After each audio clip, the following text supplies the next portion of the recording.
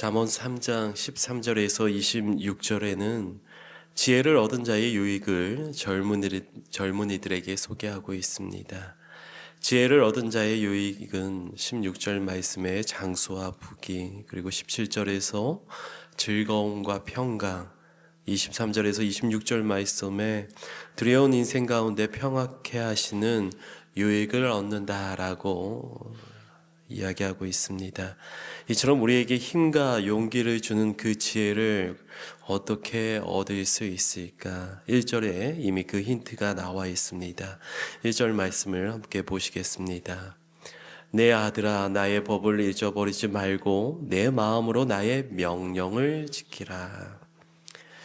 2절의 지혜를 통해 받는 장수와 평강의 복이 다시 언급되고 있습니다.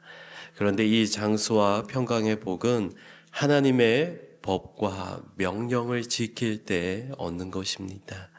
지혜를 얻는 방법은 하나님의 법과 명령을 따르는 것입니다. 오늘 본문에도 우리에게 주시는 하나님의 명령이 있습니다. 우리에게 주시는 하나님의 명령 첫 번째는 자신을 지혜롭게 여기지 말고 하나님을 신뢰하라라는 것입니다. 5절과 6절 말씀입니다. 너는 마음을 다하여 여호와를 신뢰하고 내 명철을 의지하지 말라. 너는 범사의 그를 인정하라. 그리하면 내 길을 지도하시리라. 자신이 지혜롭다고 생각하는 것처럼 어리석은 것은 없습니다. 지혜로우신 분은 오직 하나님뿐이십니다. 우리는 내 생각을 내려놓고 하나님의 음성에 귀를 기울일 수 있어야 합니다. 하나님의 뜻에 따라 살아갈 수 있어야 한다는 것입니다. 우리에게 주시는 하나님의 명령 두 번째는 가장 귀한 것으로 여호와를 공경하라는 것입니다. 9절 10절 말씀입니다. 내 재물과 내 소산물의 처음 익은 열매로 여호와를 공경하라. 그리하면 내 창고가 가득히 차고 내 포도즙 틀에 새 포도즙이 넘치리라. 우리는 하나님을 공경해야 합니다. 공경하는 것은 말로만 이루어지는 것이 아닌 것이죠. 9절은 공경의 모습이 재물과 소산물의 첫 열매를 하나님께 드리는 것으로 표현하라라고 말하고 있습니다. 첫 소산물은 귀합니다. 나의 만족을 채우기 전에 늘 하나님께 감사를 드리는 성도님들 될 수 있기를 바랍니다. 우리는 드리는 예물로 사람의 구원을 판단할 수는 없습니다.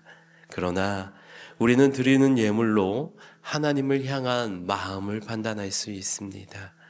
27절에는 받을 자에게 베풀기를 아끼지 말라고 했습니다. 하물며 하나님 앞에 드리는 것을 아까워하면 안 되는 것입니다. 우리에게 주시는 하나님의 명령 세 번째는 하나님의 징계를 가볍게 여기지 말고 꾸지람을 싫어하지 말라는 것입니다. 11절 12절 말씀입니다. 내 아들아, 여호와의 징계를 경히 여기지 말라. 그 꾸지람을 싫어하지 말라.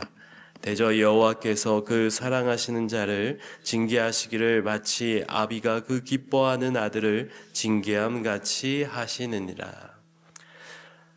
자녀들은 듣기 싫은 말은 안 들으려고 합니다. 자녀들에게 싫은 소리 하는 것도 그 부모가 싫어합니다. 그러면서 점점 사람의 관계는 깨어집니다.